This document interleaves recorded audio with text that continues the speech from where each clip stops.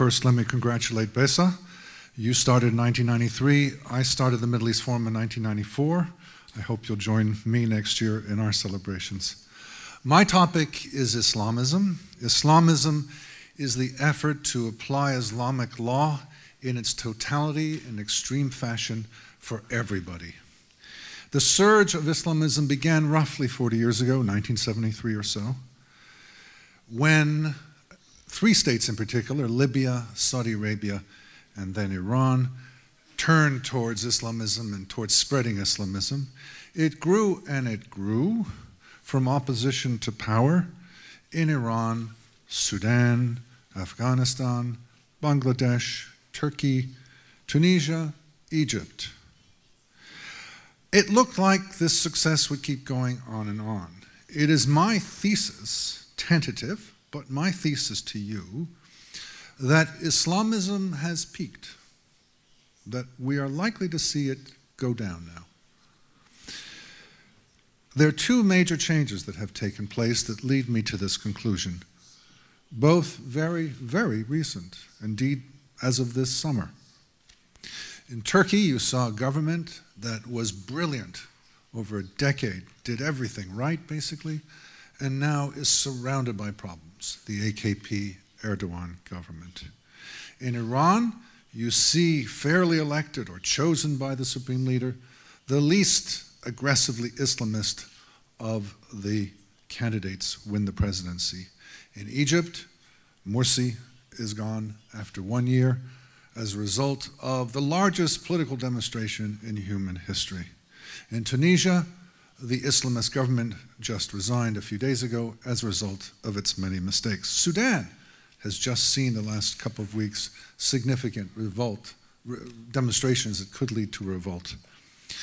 The consistent feature here is that popular reaction to Islamism is negative. The more you know it, the less you like it. Islamism is not popular over the long term when it's in power. The second development is that Islamists can't get along with one another. Turkey and Iran used to be fairly good friends. They could work together. No longer. In Lebanon, it's Sunni versus Shiite Islamist. In Iraq, same thing. Sunni Islamists versus Shiite Islamists. Yemen, same thing. Houthis versus Salafis. And then within the same sect, not just Sunni and Shiite, but within the same sect, you have, for example, East Banker Palestinian tensions in Jordan. The Salafis have gained strength at the expense of the Muslim Brotherhood. In Iran, one sees Shiis turning to Sunnism, to Salafism, as a way to reject their own government. In Turkey, you see the AKP government versus the Gülenists, or you see Recep Tayyip Erdogan versus Abdullah Gül. They can't work together as they used to. In Iraq, you have Asab al-Haq versus Muqtada al-Sadr. In Saudi Arabia, you have the monarchy versus the Muslim Brotherhood. In Syria, you have the Islamic Liberation Front versus the Nusra Front. In Egypt, the Muslim Brotherhood versus the Salafis. In Sudan, two long-standing allies, Omar Bashir versus Hassan al-Turabi. In Tunisia, the Salafis and Ennahda can't get along. In other words, in the past, one saw that Islamists could overcome their differences, be they sectarian, Sunni Shia, political, monarchical Republican, tactical, whether to go through violence or through politics, and also attitudes towards modernity, Muslim Brotherhood versus the Salafis. Differences between all these groups were great, but they were secondary because all Islamists pulled in the same direction towards the full and severe application of Islamic law, the Sharia. But in recent months, we have seen that Islamists have abruptly thrown themselves at each other. They still constitute a single movement. They still share the same goals, but they can't agree on things. They have different personnel, ethnic affiliations, methods, and philosophies. I'm reminded of the 1950s. You heard just mention of Arab nationalism. Arab nationalists in the 1950s aspired to unify all Arabic-speaking peoples as the expression went, from the ocean to the Gulf, from the Atlantic Ocean to the Persian Gulf. However appealing that dream might have been, the leaders couldn't agree, and so they fell out. They disagreed with each other. So, for example, you had Gamal Abdel Nasser of Egypt against the Ba'ath in Syria and Iraq.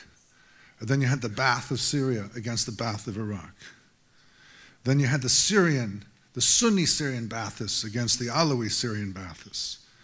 And then you had the Jadidi Alawi Syrian Ba'athists against the Assadist Alawi Syrian Ba'athists. And nobody could get along. Everybody fought, and there's no more Arab nationalism.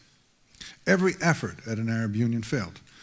You heard about the most famous of them, the United Arab Republic between Egypt and Syria, 1958 to 1961, but there was also the Arab Federation of Iraq and Jordan, the United Arab States that included Egypt, Syria, and Yemen, the Federation of Arab Republics with Libya, Egypt, and Syria. There was Syrian domination of Lebanon, Iraqi annexation of Kuwait. None of these succeeded. So, looking over this general pattern, I think that on the one hand, unpopularity, and on the other hand, the difficulty of working together, in the long term is going to doom Islamism. Islamism will not succeed. The unpopularity of Islamism is due to its autocratic, dictatorial tendencies that demand the goal to stay in power, as we saw so clearly with Morsi. The inability to work together reflects deep Middle Eastern patterns, whereby dissension among Islamists prevents them to work together. When they're not in power, they work together. When they are in power, they can't.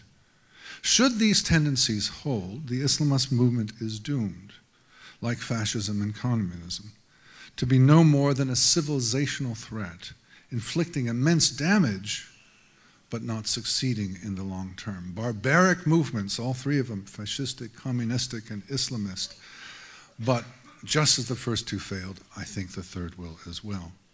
This possible limit on Islamist power, which became visible only, as I say, in the last few months, offers grounds for optimism, but not for complacency.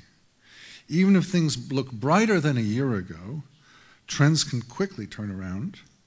The long and difficult job of defeating Islamism remains ahead. Thank you.